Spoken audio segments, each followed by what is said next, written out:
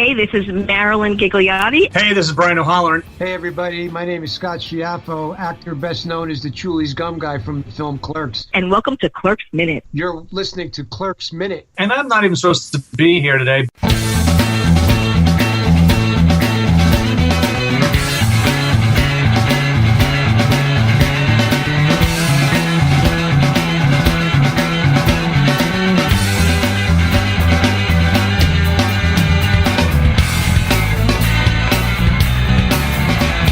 Hello everyone and welcome to Clerks Minute, the show where we look back at the 1994 Kevin Smith classic, one U.S. Second the Dead Person, minute at a time. I'm Blake. I'm Kyle.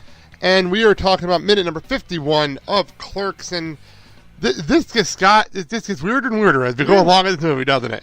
Duh. Well, I'm just saying, it does. It just gets weirder and weirder. So, alright, in the last minute we found out that Julie Dreyer passed away, and she had an embolism in her brain. So, okay, fine. Bad, terrible, absolutely awful. So we find out that Dante hasn't seen her in about 2 years.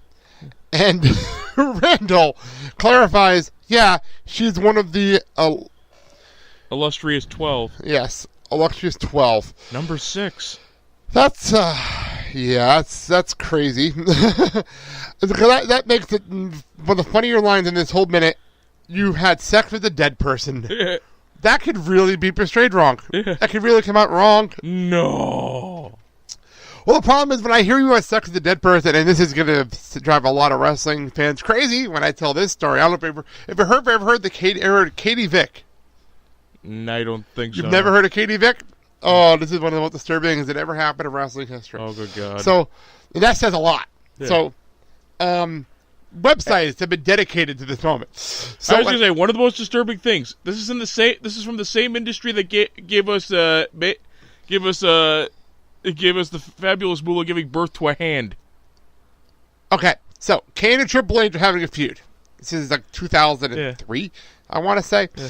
Kane and Triple H are having a feud, and we find out that Kane had a girlfriend in college. Storyline had a girlfriend in college. Yeah. That died in a car accident. And her name is Katie Vick. Okay. So this seems pretty okay, fine. Triple H is bringing up old wounds and whatever. Yeah. So we find out Triple H does some digging, and we find out that allegedly Kane had sex with her before she died. Okay. Now, this is not even the worst part of the story. This sounds bad. It's a heel talking to Kane's face at the time. Triple H is a heel. Yeah. Fine. No. This gets worse. So, we have a segment pop up on Raw. Oh, God. And the fact that Vince fucking McMahon approved this, and it's never been seen again since this happened. It's never been seen again. We just celebrated the 25th anniversary of Raw. This was not brought up.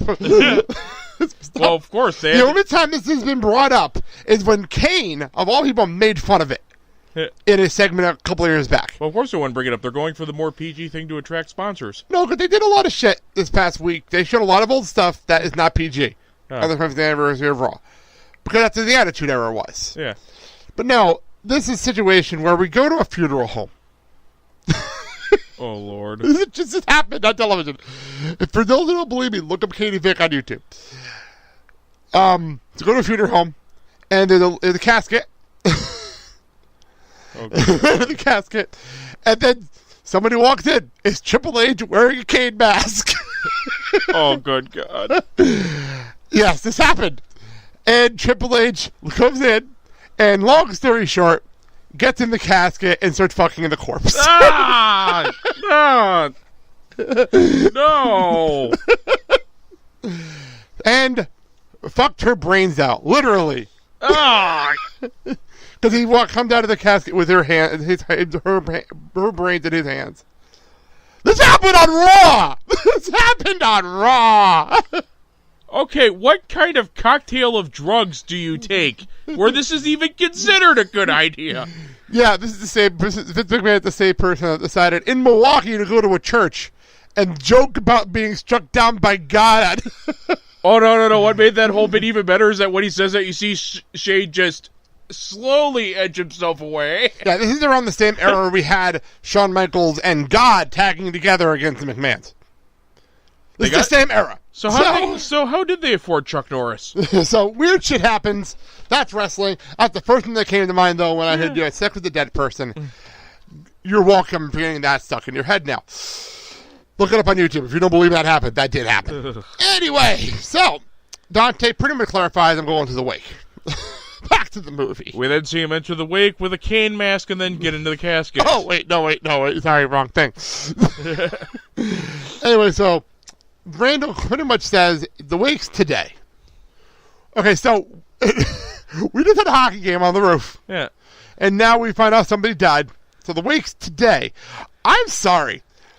And this is clarifying in a second that there's only one wake in it. I've been to a lot of wakes and funerals and everything else in New Jersey. I know out here is a little different. It's a little different out here, but in Jersey it was always you have 2 wakes and a funeral. Yeah, 2 wakes and a funeral.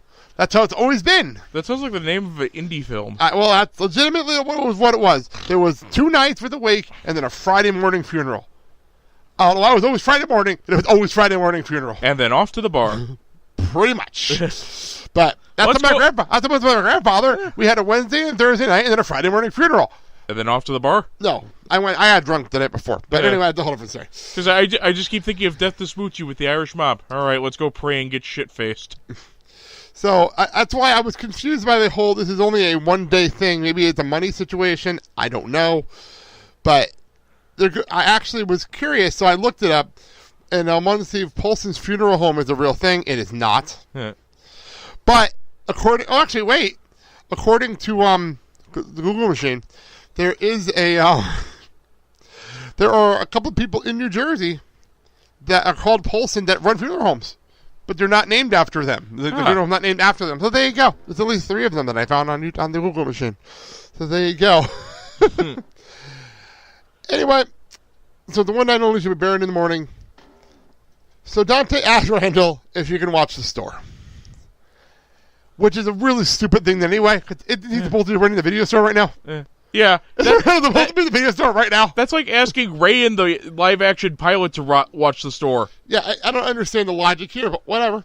Although, at least with Randal, you won't get a music video of watching Ray in slow motion, Ray in fast motion loot the quick stop. Touche. Yeah. Oh, we're going to have to put that up on the feed eventually for people to hear that. Anyway, maybe it'll be during the break between seasons. Yeah. Anyway, you got to watch the store. I have the script in front of me, but just to clarify what's going on here. So, by the way, while this conversation is going on, I got a little distracted. Because back outside, when we last left our outside, like I said, joked earlier in the movie, there's a whole different movie going on outside. There's a whole different movie going on outside the cook shop. Because, what's Mojo's character at this point? I think it's Willem. Willem. So Willem is still eating that burger in slow motion, like he was a couple minutes ago. Still eating it in slow motion. And you see him holding it in front of Silent Bob's face. Who's smoking. And then pulls it back. Well, maybe this is like Bill and Ted. They're trying to lure him into the phone booth. I thought the two of them were doing a silent movie outside. A man and a burger and a man with a cigarette having a silent movie. So you say, want a burger, Silent Bob? It's like want a Twinkie, Genghis Khan? There you go. I was just like, what the hell's going on out in this movie right now? So while they're having a silent movie, back inside, we have a nice little argument, which this might be my favorite Randal things of all time. That he wants to go to the funeral, not because he cared about her whatsoever, but because all their old classmates will be there. Yeah, it's like a very pathetic class reunion. So, in other words, a class reunion. I haven't been to a class reunion. I've never actually been to a class reunion. Neither have I. Never been to one. Well, I don't understand the point. Okay, I'll be serious here. I've never, in the Facebook world, in the social media world, social networking world, what the hell's the point of a class reunion? So you can see everybody in person?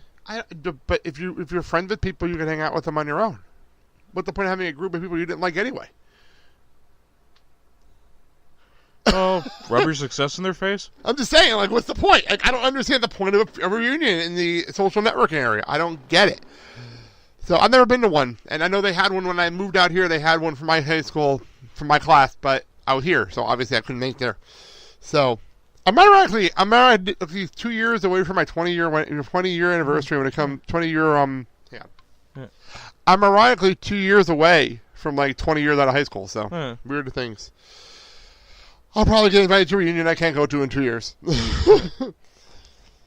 So, he went to see all his little classmates, and Dante is even amazed by this one, because he said this is even beneath you, but he says, I'm not missing what's probably going to be the social event of the season. I'm sorry. Go ahead. Sorry, a funeral is the social event of the season? In Randall's world, it probably is.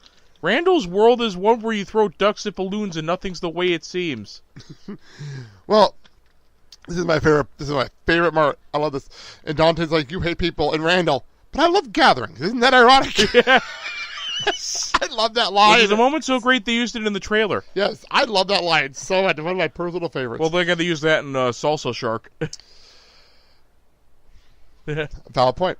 So anyway, Dante pretty much told him not to be an asshole. Somebody had to stay with the store. And Randall's arguing, you go, I go. Randall had the point, though. Yeah. Because Dante said, I can't close the store. Randall's a valid point. You just closed the store to play hockey on the roof. Which is why I can't close it again. So, they say, Dante pretty much clarifies he almost tried to put his foot down, but as we learned earlier, he's a buckler. Yeah. We learned this earlier. But as we've learned, he doesn't have a pair. Oh, he's a buckler. That's pretty much the wording we used earlier. And boom, we're in the car. And they're driving to away, trying to a funeral home. And we'll get more into that in the next minute. It's what we call the Gilligan cut. What does that mean? I don't understand your joke. Explain it. I can't remember. It's a thing from TV tropes. I don't know why they named it after Gilligan's Island, because they more or less use that cut a lot on F Troop, where say somebody needs to dress up in drag and distract somebody. Somebody, I am not dressing up in drag. No way, no how am I dressing up in drag? Cut to them dressed up in drag. Okay, that works. I didn't know what that meant. You said it when we were off air. Yeah. I had no clue what it meant. But yeah, you learn something new every day. I was gonna say, but here it's you're not coming to the funeral. I can't believe you talked me to let you come to the funeral. We'll get more into that in our next minute. Anything else you want to add to what's going on so far in this minute? Not really, no. That's fine. That's absolutely A-okay. I don't think I could top somebody getting their brains fucked out, literally. I swear, I remember watching that live. It wasn't a live segment, obviously, but I watched it live on Raw. I'm like, what the fuck am I watching? Why am I watching this? Oh fuck, this got bad. I'm trying to remember. Was it the Fabulous Moolah that gave birth to? Oh, it was Mae Young. You're right. It was Mae Young. It was Mae Young and Mark Henry. Oh no! I said the Fabulous Moolah gave birth to. I said Mae Young. Yeah. It was Mae Young and Mark Henry. Oh, a funny story. I don't know if you ever heard that. Raw 1000. Raw 1000. Yeah. A couple of years back, they had Raw 1000, and they did like a reunion thing for Raw 1000. And Mae Young shows up. Is Mae Young 1000 or Mae Young with Alive? I think it had to be Raw 1000. What, did you give birth to the rest of the person? No. Even better than that. She shows up with a guy in a hand costume saying, "This is my son." And when he into Mark Henry, "This is your son." It's a hand. It was one of the funniest moments of the entire show. Daddy. It just pops up. It was so funny because Mae Young's standing there. Guy comes around the corner. It's like big guy in a hand costume. I'm Mae Young's son. I lost it. I completely lost it. Didn't expect it. It was such a great moment. Yeah. Great callback. You know what I learned, by the way? Because you're talking about Attitude Era Wrestling stuff. Yeah. You know what I learned this week on Raw? I'm dating myself from recording on the Raw 25th anniversary special. Yeah. That the Godfather went straight and is married now. They officially closed the Godfather character. Oh. They officially closed the character this week. After 25 years, they finally closed. Did the whole train serve as bridesmaids? No, they said, "This is my wife." I'm like, wow, the Godfather was legit. I couldn't believe it. Because I am because I am picturing the whole train as bridesmaids.